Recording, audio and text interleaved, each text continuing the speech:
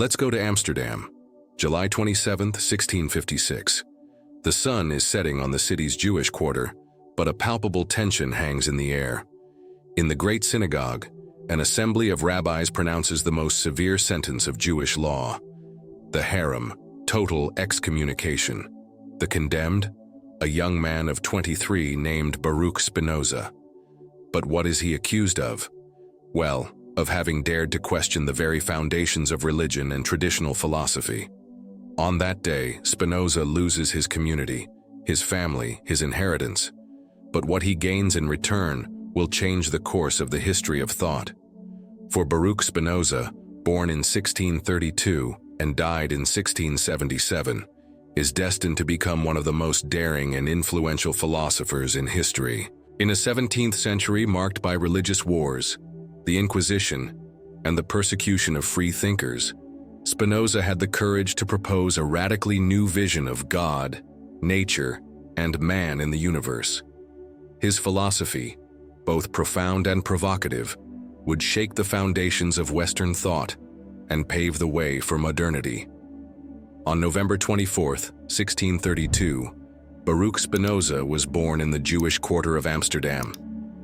His parents, Michael de Spinoza and Anna Debra, are Portuguese Jewish merchants who fled the Inquisition a few years earlier to find refuge in the Netherlands. 17th century Amsterdam is a fascinating city in the midst of economic and intellectual effervescence. It is the golden age of the Netherlands, a period of unprecedented prosperity. The city is a global commercial crossroads, attracting merchants and thinkers from all over Europe. This cultural and religious diversity makes Amsterdam a melting pot of new ideas. The young Baruch, therefore, grows up in an intellectually stimulating atmosphere at the crossroads of several worlds. On the one hand, there is the Jewish community, deeply attached to its traditions. On the other, there are the intellectual circles of the city, where the new ideas of the Renaissance and the beginnings of the scientific revolution circulate. At the age of 5, in 1637, Spinoza began his education at the Jewish school. He received a traditional education, immersing himself in the study of the Torah, the Talmud, and rabbinical commentaries. He learned Hebrew, Aramaic, and later Portuguese, the language of his parents. But the young Baruch's lively and curious mind is not satisfied with conventional explanations. From a very young age, he asks disturbing questions, challenging traditional interpretations of sacred texts. In 1638, when Spinoza was only 6 years old, Galileo Galilei published his discourses and mathematical demonstrations concerning two new sciences. Although young Baruch was too young to be aware of it at the time, this publication marks the beginning of a scientific revolution that will have a profound impact on his future thinking. In 1641, René Descartes published his Meditations on First Philosophy. This work, which would become a pillar of modern philosophy, would profoundly influence Spinoza, even if he would eventually depart from it in a radical way. The life of the young Spinoza is not without tragedy. In 1640, when he was only 8 years old, he lost his mother. His father remarried but died in turn in 1654, leaving Baruch, then 22 years old, at the head of the family business. Despite his hardships, Spinoza continued his education with remarkable determination. From 1645, he began to explore the writings of classical philosophers. He read Plato and Aristotle, but also medieval Jewish thinkers such as Maimonides and Ibn Ezra. It was around 1650, when he was 18, that Spinoza began to take a serious interest in modern philosophy. He discovered the works of Descartes, but also those of Thomas Hobbes and Francis Bacon. These readings considerably broadened his intellectual horizons and led him to question many aspects of traditional thought. Between 1652 and 1656, Spinoza developed his own philosophical ideas. He began to formulate a vision of the world that radically departed from Jewish and Christian orthodoxy. He questioned the idea of a personal and transcendent God, the immortality of the soul, free will. These bold ideas did not go unnoticed. From 1655, rumors began to circulate in the Jewish community of Amsterdam about the heretical opinions of the young Spinoza. The rabbinical authorities first tried to bring him back to the right path, even offering him an annual pension if he agreed to conform to orthodoxy. But Spinoza refused to renounce his convictions. On July 27, 1656, he was excommunicated from the Jewish community of Amsterdam. The text of the Haram is particularly severe, forbidding any Jew to have the slightest contact with him, to read his writings, or even to approach within 4 cubits of his person. The excommunication of 1656 marked a decisive turning point in Spinoza's life. At 23, he found himself cut off from his community, his family, everything that had made up his world until then. It was at this time that he abandoned his Hebrew first name Baruch for its Latin equivalent Benedictus. This name change symbolizes his break with tradition and his entry into a new phase of his intellectual life. Forced to leave Amsterdam, Spinoza first settled in Overkerk aan de Amstel, a village near the capital. This is a difficult period for the young philosopher. The family business he inherited on the death of his father is in trouble. It was at this time that Spinoza learned the trade of lens grinder. This choice is not insignificant. Lenses are essential for the manufacture of microscopes and telescopes, crucial instruments for the ongoing scientific revolution. By choosing this profession, Spinoza placed himself at the heart of the technological advances of his time. Lens grinding is not only a livelihood for Spinoza, it is also an activity that allows him to pursue his philosophical reflections. The repetitive manual work leaves his mind free to wander, to explore new ideas. In 1660, Spinoza moved to Rijnsburg, near Leiden. It is in this small town that he will truly begin to develop his philosophical system. He remained there until 1663, a crucial period for the development of his thought. The birth of a revolutionary philosophy, 1660 to 1670. The years 1660 to 1670 were a period of intense intellectual activity for Spinoza. It was during this decade that he elaborated the foundations of his revolutionary philosophical system. In 1661, Spinoza began writing his short treatise on God, man, and his well-being.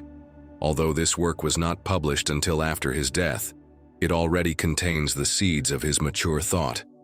It includes the idea that God and nature are one and the same, a conception that will be at the heart of his philosophy. In 1663, Spinoza published his first book, Principles of Cartesian Philosophy. This is the only book published under his name during his lifetime. Although this book is primarily an exposition of Cartesian philosophy, it already contains clues to his own thinking. In particular, Spinoza subtly criticizes Cartesian dualism, the idea that mind and body are two distinct substances. It was also during this period that Spinoza began working on his magnum opus, Ethics. The work will not be published until posthumously, most of its content having been elaborated between 1661 and 1675. In 1665, Spinoza settled in Voorburg, near The Hague.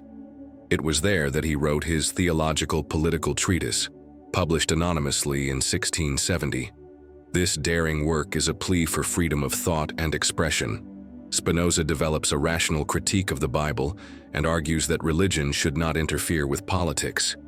The publication of the theological political treatise caused an uproar. The book is immediately condemned as a book forged in hell and banned in many countries.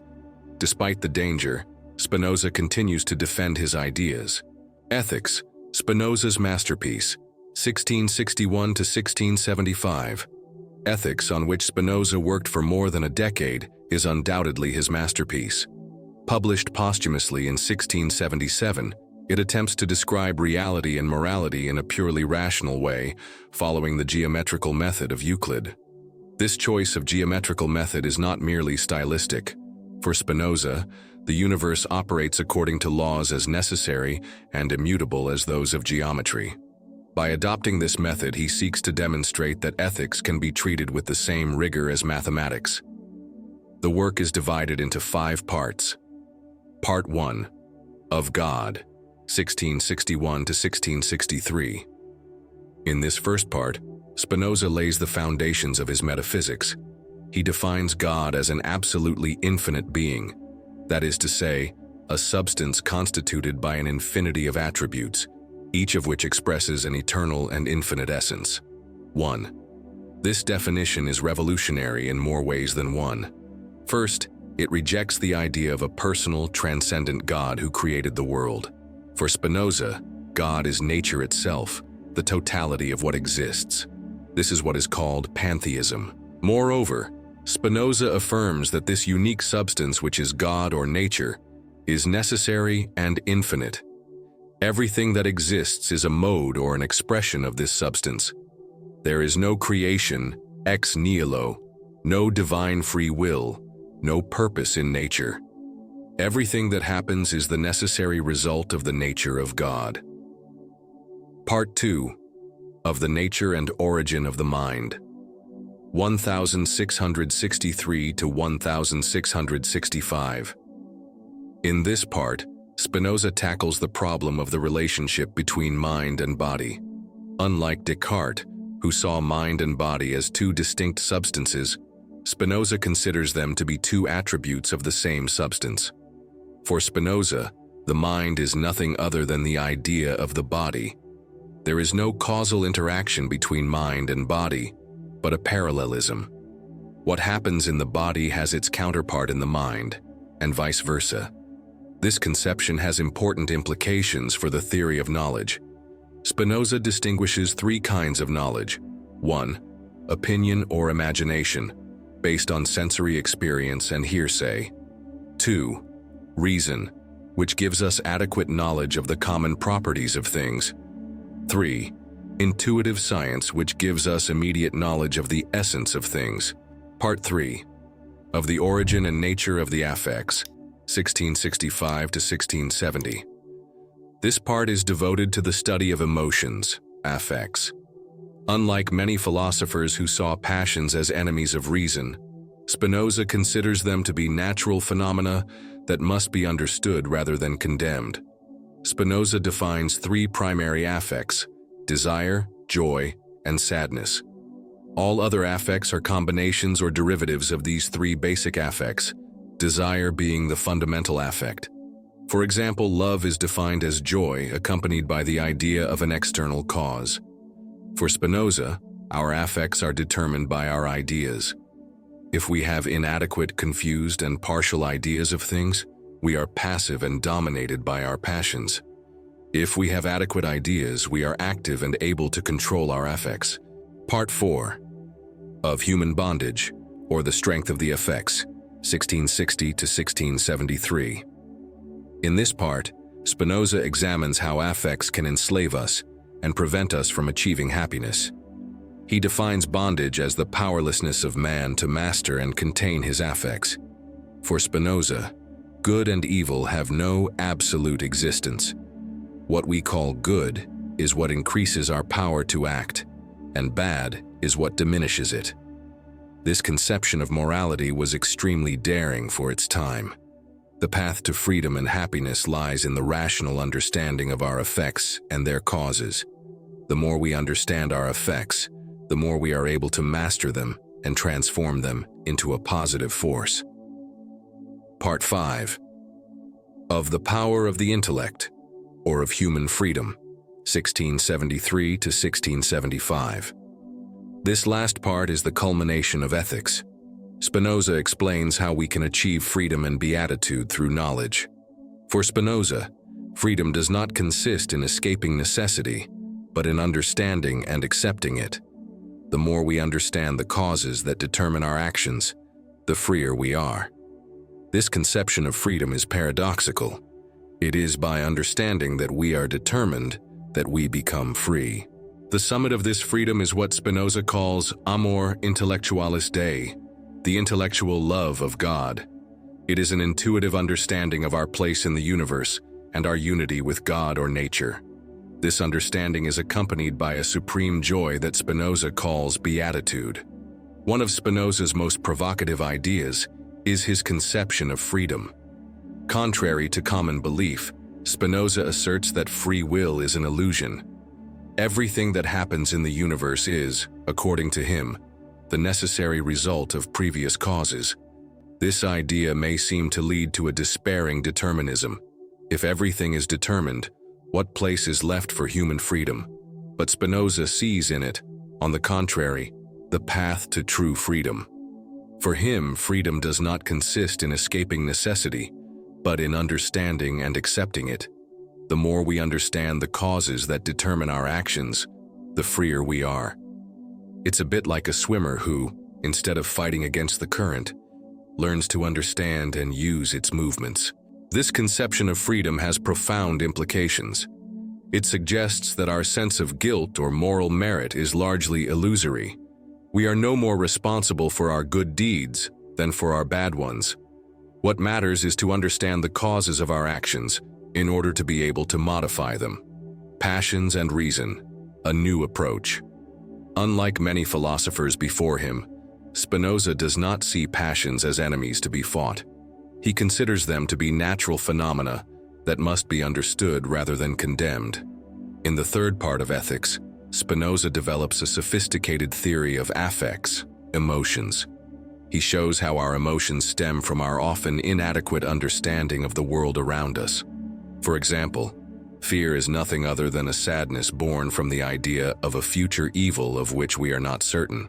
Hope, conversely, is a joy born from the idea of a future good of which we are not certain. These definitions show how our emotions are linked to our ideas and our understanding of the world.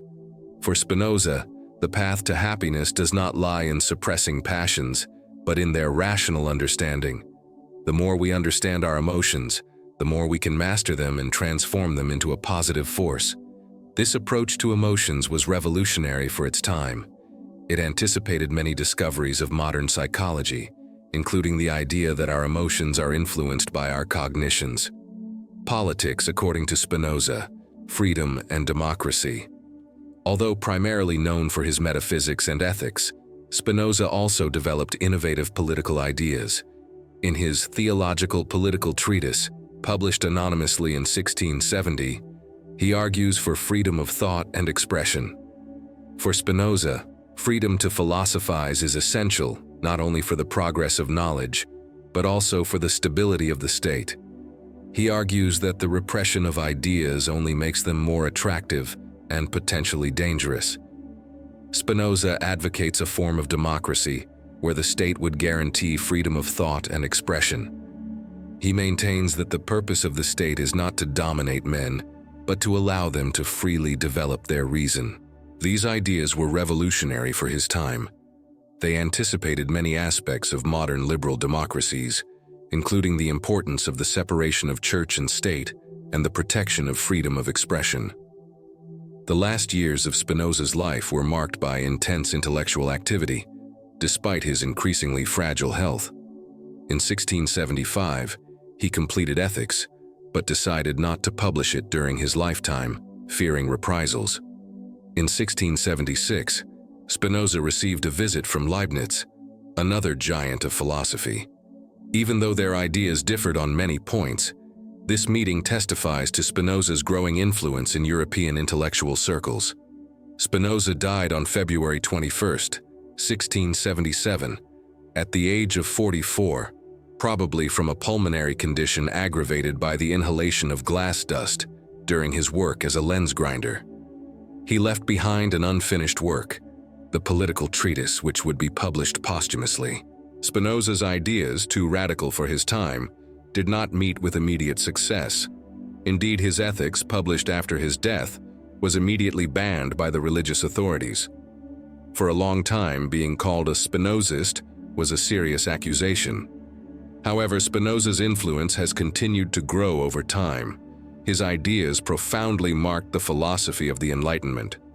Thinkers like Diderot and Voltaire acknowledged their debt to him, even if they did not share all of his conclusions.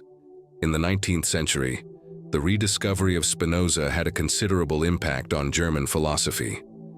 Thinkers like Hegel, Schelling, and Nietzsche were deeply influenced by his thought. Spinoza's influence extends far beyond philosophy. In science, his vision of a universe governed by necessary laws has inspired many researchers. Einstein, for example, claimed to be deeply influenced by the Spinozist conception of God. In psychology, Spinoza's approach to emotions has been a source of inspiration for many researchers and therapists. His conception of freedom as an understanding of necessity finds echoes in certain modern therapeutic approaches. Baruch Spinoza, the modest lens grinder from Amsterdam, left an indelible mark on Western thought.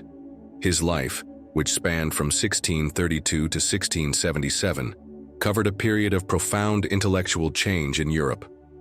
His bold vision of a unified universe, his revolutionary conception of God and nature, his nuanced understanding of human emotions, and his passionate defense of freedom of thought continue to inspire and provoke reflection. Spinoza reminds us that philosophy is not an abstract exercise disconnected from reality. It is a quest for understanding that can transform our vision of the world and our way of life. As he wrote in Ethics, "All excellent things are as difficult as they are rare." By the way, I have the impression that the narrator forgot to mention my love life. I must confess that love, in its conventional romantic sense, has never occupied a central place in my existence. Some historians mention a possible relationship with the daughter of my Latin teacher, Van den Enden, but I prefer to keep the mystery on these personal matters.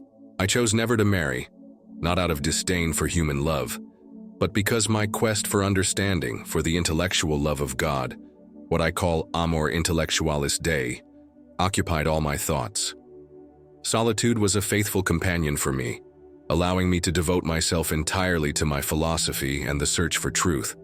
Some might see it as an austere life, but I found in it a form of fulfillment that few human relationships could have brought me. Anyway, I would be grateful if you would subscribe to this channel and to my Patreon in the description to receive exclusive content. See you soon for new philosophical adventures.